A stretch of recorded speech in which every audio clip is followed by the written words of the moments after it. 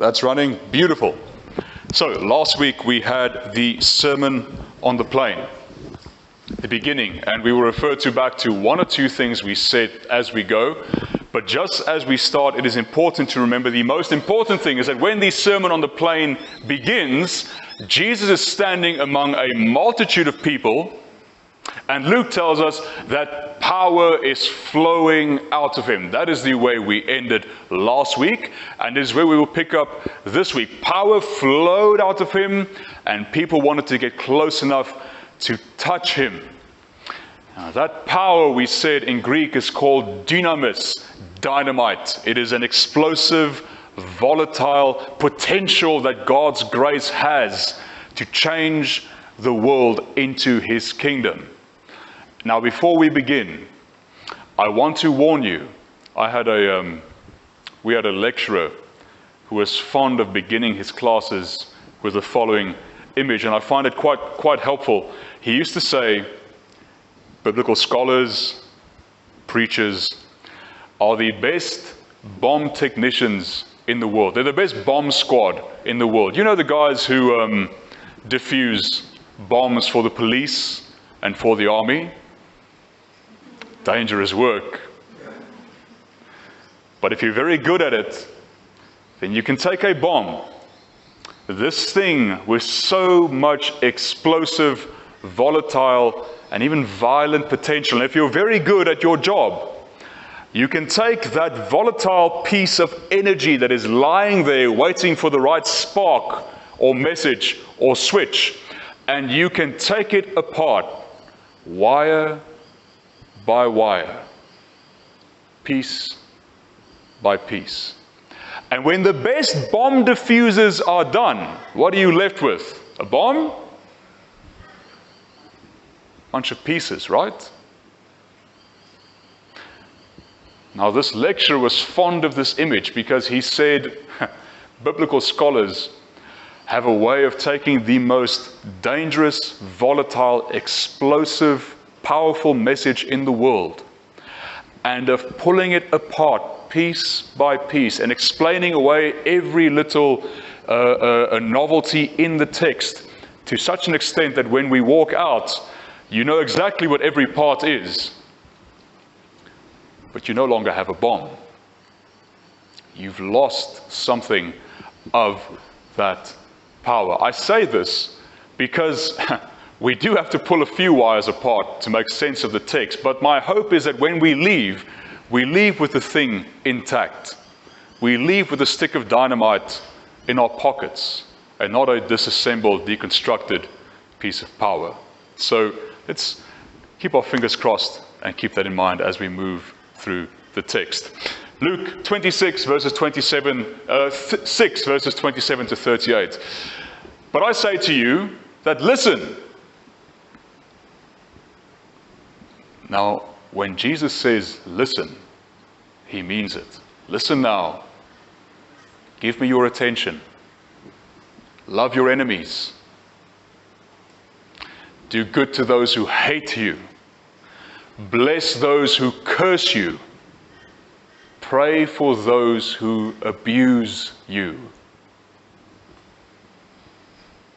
If anyone strikes you on the cheek, offer the other also. And from anyone who takes away your coat, do not withhold even your shirt. Give to everyone who begs from you. And if anyone takes away your goods, do not ask for them back. Do to others as you would have them do to you. If you love those who love you, what credit is that to you? Even sinners love those who love them. If you do good to those who do good to you, what credit is that to you? Even sinners do the same. If you lend to those from whom you hope to receive, what credit is that to you? Even sinners lend to sinners to receive as much again and maybe a bit of interest.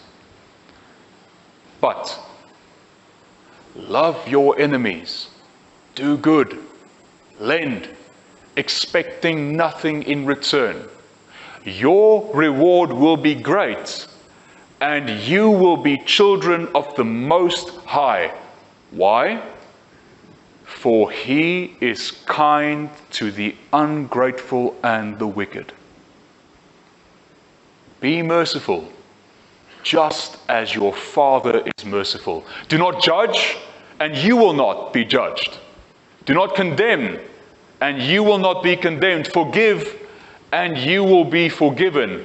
Give, and it will be given to you. A good measure, pressed down, shaken together, running over, will be put into your lap.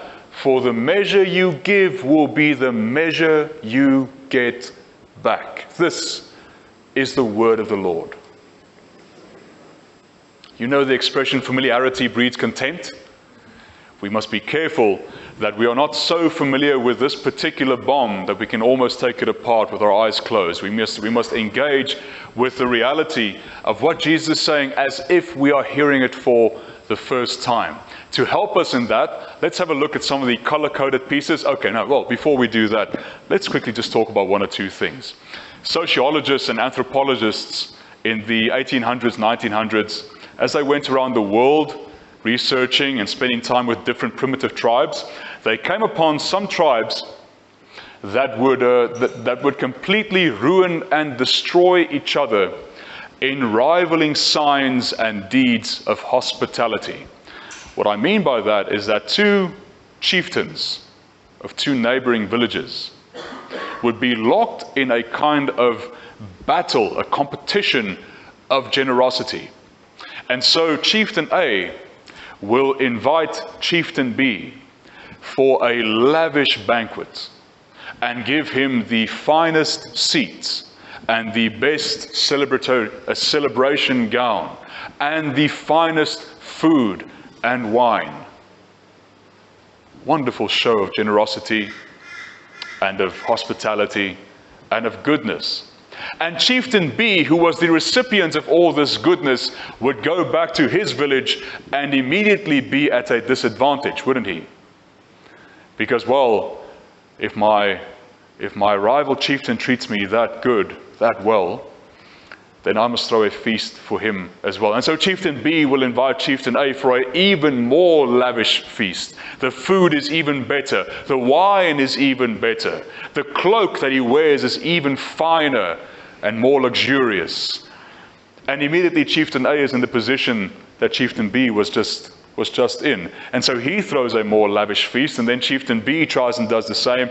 And these two villages will run each other into the ground because of the lack of resources that are left for everyone else in these massive, massive shows of hospitality. As with all things that sociologists and anthropologists teach us, it is not only the domain of people who we might consider primitive to treat each other that way, or to do good unto others so that they may do good unto us. It's a problem that we have as well. We just have other ways of going about it. Before we get there, let's look at our text again. It is important to understand what Luke means when he talks about enemies and about begging and about lending. There are a few things, a few wires we need to pull out of the bomb, but I promise you we'll stick them right back in when we're done, okay? But I say to you that, listen, love your enemies. Now, who is your enemy? Who would your enemy be if you were a Christian in the first century in Palestine, or maybe in Corinth, or maybe in Rome? Who are the people who are directly opposed to the way you live, who want to see your head on a spike? Who are they? Well, the Romans, for one. The Romans didn't take kindly to these Christians being so fanatical about worshiping Jesus as the Son of God, because the Romans believed that their Caesar, their emperor, was in fact the Son of God.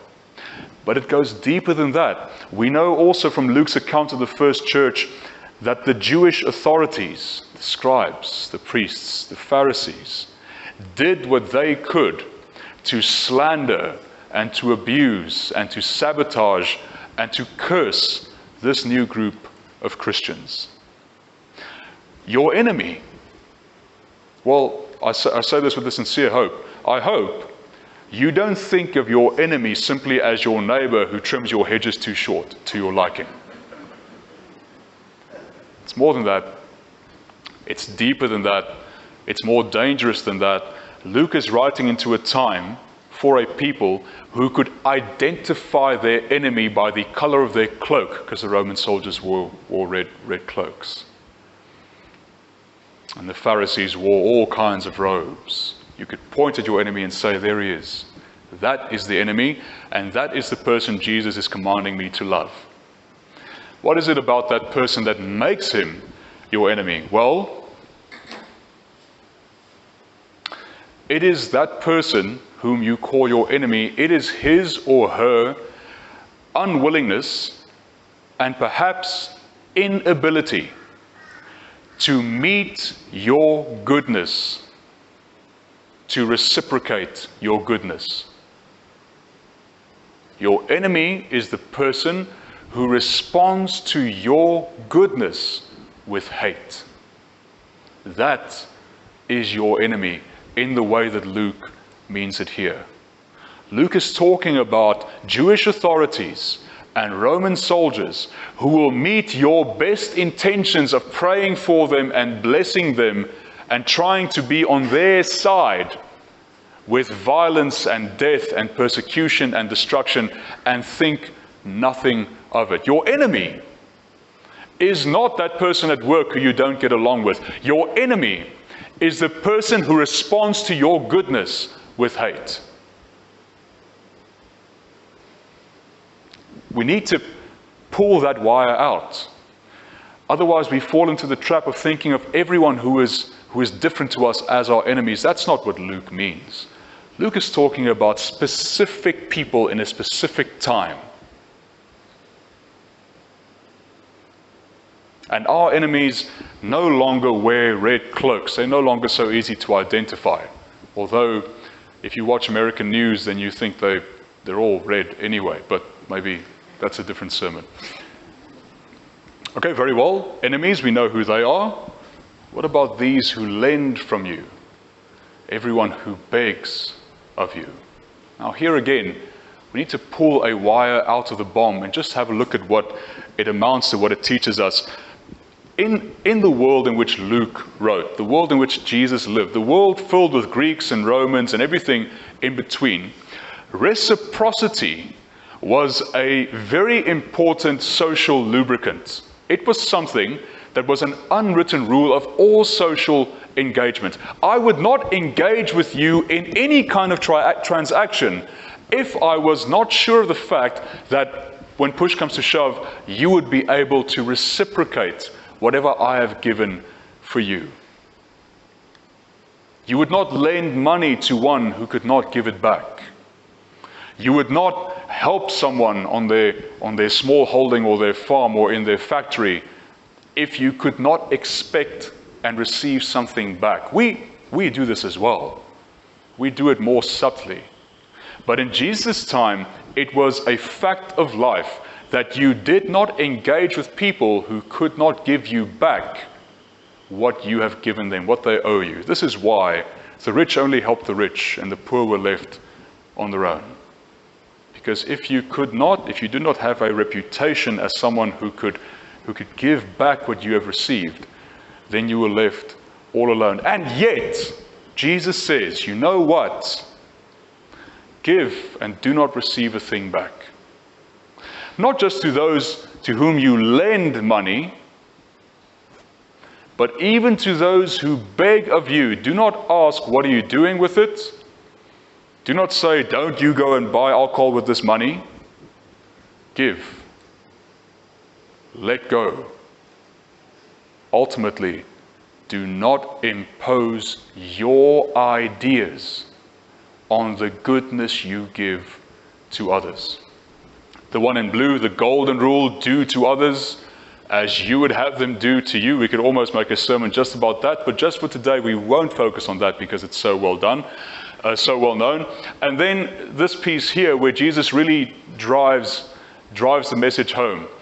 If you're talking about reciprocity again, if you only love those who can love you back, what do you expect? A pat on the back? You expect God to say to you, good and faithful servant, you only love those who can love you back? Sinners do that. Sinners engage in a lifestyle of reciprocity. Sinners only give goodness where they know they can receive goodness back. Sinners do that. If you only do good to those who do good to you, what credit is that to you? Where does that get you? How are you different from a sinner if you do that? If you lend to those from whom you hope to receive, what credit is that to you? Even sinners lend to sinners and they receive as much. You see here, the point is not that sinners are the people who want to lend money from you and never pay it back. Sinners are the ones who lend the money only because they know they can get it back. This is very different from our economy, isn't it? But love your enemies. Do good. Lend, expecting nothing in return. Your reward will be great, and you will be children of the Most High. For the Most High is kind to the grateful and the wicked. Not to the generous and the loving, the grateful, the ungrateful and the wicked.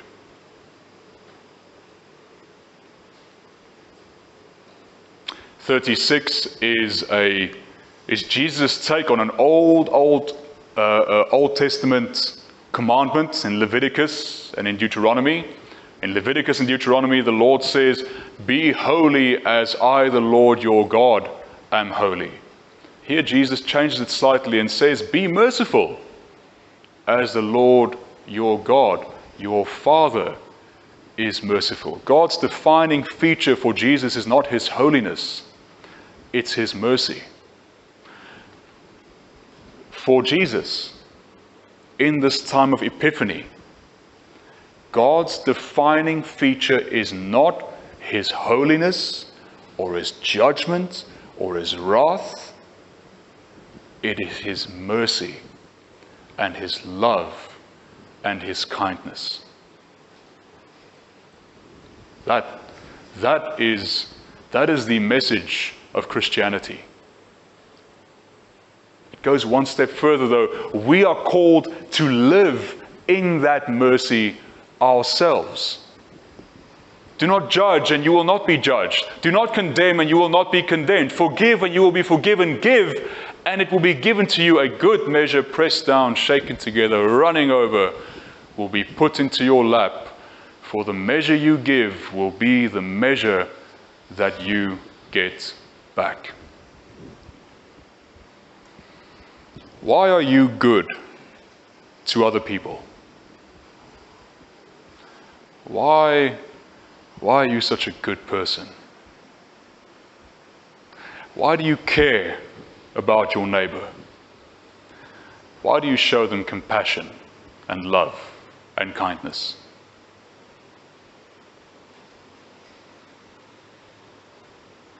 They asked us this at we used to have these ministers' retreats when I was working in Namibia and in South Africa. Every 3 months, we would all go away to a lodge somewhere, and instead of enjoying the nature around us, we'd sit in a conference room. And you know, there's one thing a minister loves above everything else. You know what that is? Sound of his own voice. And so they'd stick 40 of us in a room together. It was it was interesting. But the one day the facilitator asked us a question. He said, "Why do you care about your congregants?" And we had to break up into small groups and discuss this very profound question. Why do I care about you now? And it just so happened that at our table, we were all young, up-and-coming ministers, about 5 years of ministry experience.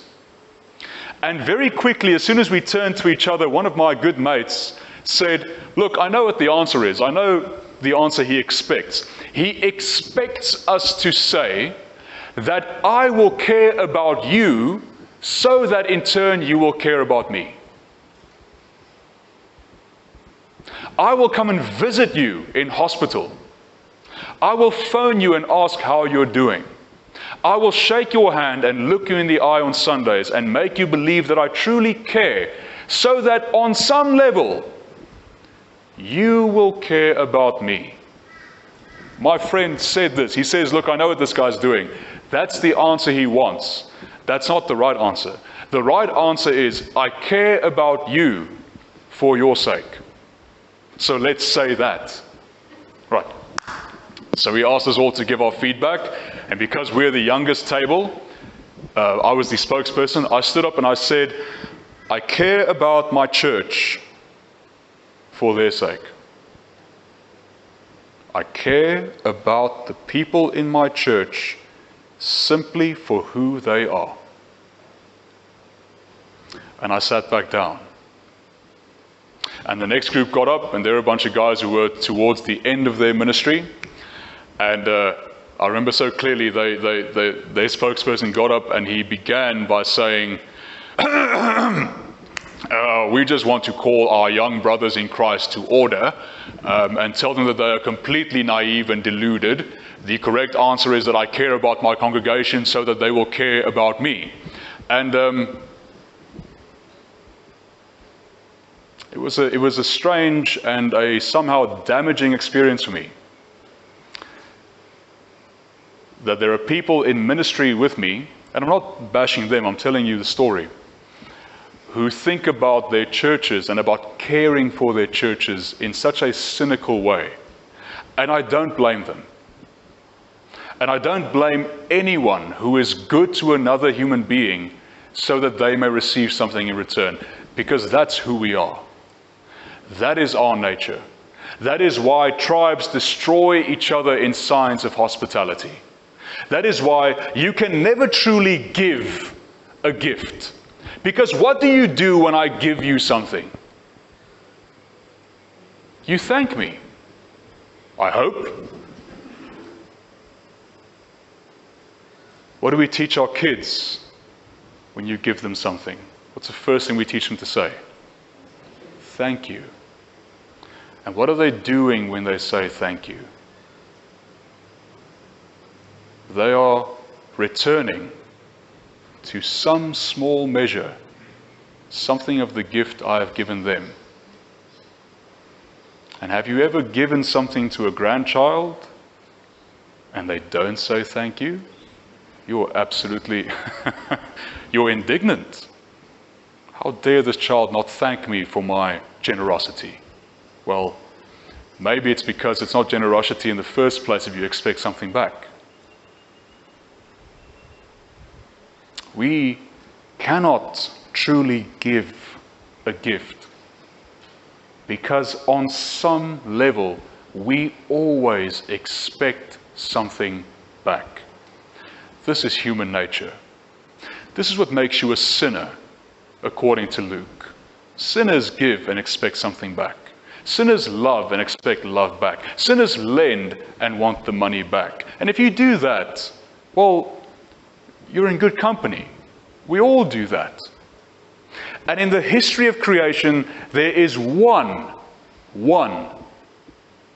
who truly gives for giving's sake. And he does so because he needs nothing. God gives. God gives as a sign of grace, because nothing we can do in return can change him, improve him, pretty him up, or make him love us more. That's the only condition under which you could ever truly give to someone. Give without expecting anything in return is if you know that ultimately you do not need that person's reciprocity. And so what Christ is doing here is giving us a snapshot of how things work in the kingdom and then asking us to live that way right here, right now.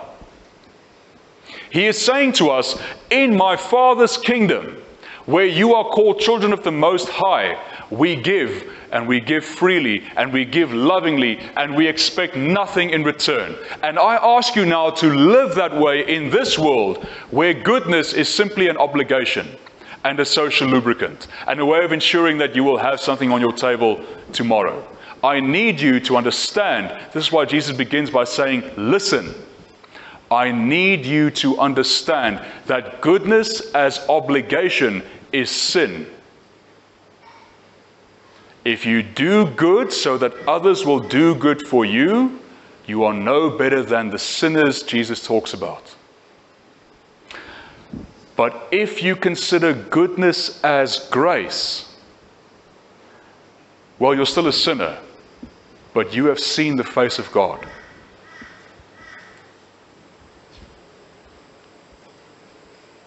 For a long time in the church, for a long, long time throughout the Middle Ages, we lived good lives. We thought about doing the right things so that we may, on some level, escape God's judgment.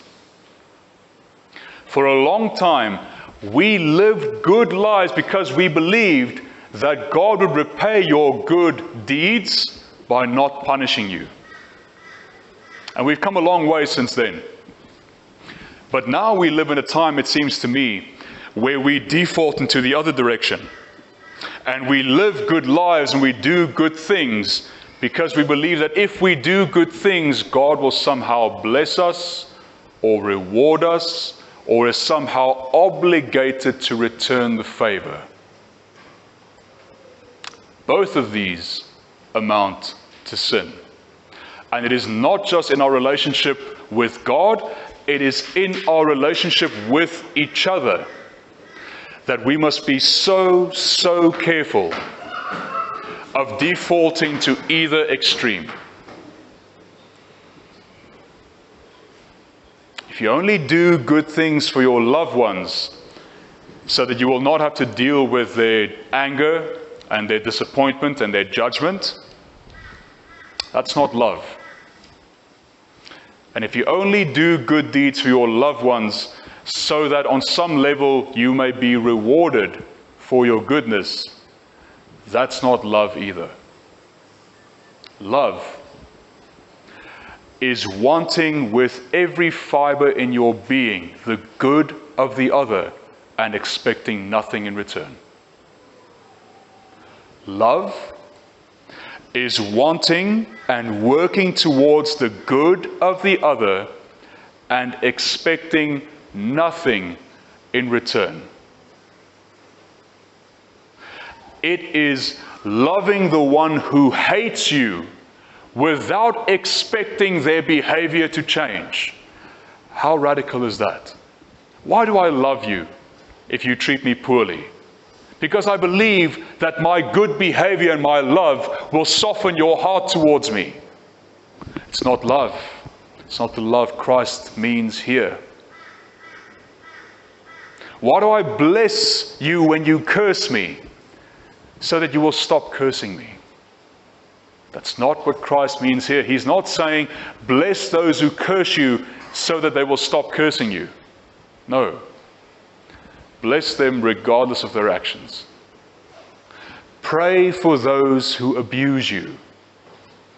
That doesn't make any sense. And hear me clearly now. Listen now. The commandment is not pray that those who abuse you will stop abusing you, because then you're praying for yourself. If you are praying that the abuse will stop, you are praying for yourself. That's not what Christ is saying. Pray for your abuser without expecting the abuse to stop.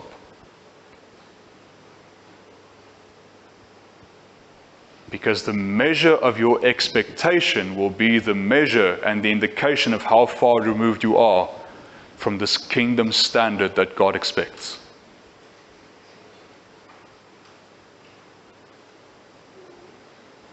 There's one piece, we'll end.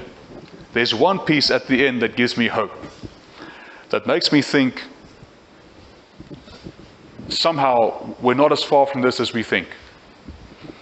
Right at the end, after Jesus has given all those commandments, he says again, do not judge and you will not be judged. Do not condemn and you will not be condemned.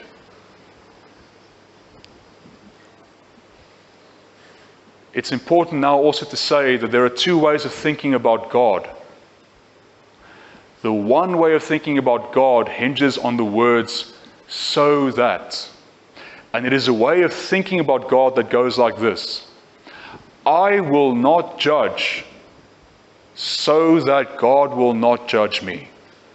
I will not condemn so that God will not condemn me. But you see that when you do that, you are falling right back into that trap of reciprocity. The other way hinges on the words, because. I will not judge because God has not judged me. My sins were placed onto Christ to bear the judgment. I will not condemn because God has not condemned me. The condemnation meant for me went to Christ. And then, if you do this, if you love, pray, lend, and give, without expecting anything in return, the most incredible thing happens. A good measure, pressed down, shaken together, running over, will be put into your lap. It's a wonderful image. This is the last why we need to pull out and then stick it right back in. It's a wonderful image from Jesus' time on earth. When you went to the market, of course, people didn't wear pants and shirts. Everyone wore cloaks, dresses. When you went to the market to go buy grain, you would take your own container with you. A clay jar, some kind of pot, some kind of vessel. And you would give it to the merchant, and he would have a look at how big your jar is and then decide how much it's going to cost you, and you hand over the money. And then he takes whatever your vessel is and he sticks it into his bag of grain. And he fills it up all the way to the top, where there is a nice big mound of grain at the top of the vessel. And then you will stand closer to the merchant and you will pick up your cloak and you will hold out your cloak. You've seen children carrying things in their dresses and in their aprons and in their shirts, and you will hold it out like that, and the merchant will take your vessel and he will start shaking it, shaking, to have those grains at the top sink down into the vessel. And in the process, some will spill over the sides and you will catch them in your lap, in your apron. I've gone off screen now. That's gonna I'll cut that part out. You see the image? When we receive from God, we receive a measure pressed down, shaken together, and still overflowing into our laps. That is love. That is God's love. And that is the reason why we love. Not as an obligation, not as a reciprocation, but simply because we have seen the grace of God ourselves, and we cannot help ourselves. We must love our enemies. Because ultimately,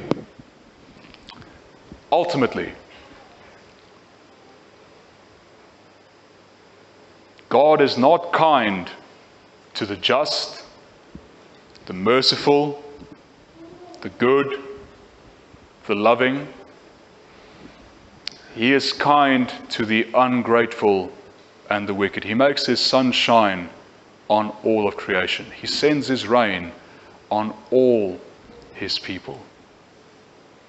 But do not think that your good deeds will ingratiate you to the Most High. For his kindness is reserved, first and foremost, for those people who hate you, who slander you, who curse you, who abuse you, who steal from you, who beg of you and give nothing back.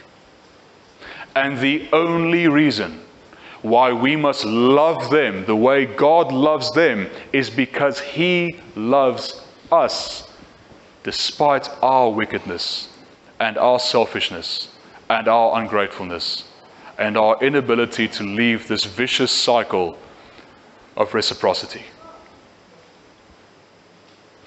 Go into the world and ask yourself, who is the person who responds to my goodness with hate? And then love that person without expecting any change in their behavior. Do that, and you may call yourself a child of the Most High. Go into the world and ask yourself, who is that person who curses me when he sees me, who abuses me at every opportunity? And then love that person, pray for that person, bless that person, not expecting any change in their behavior.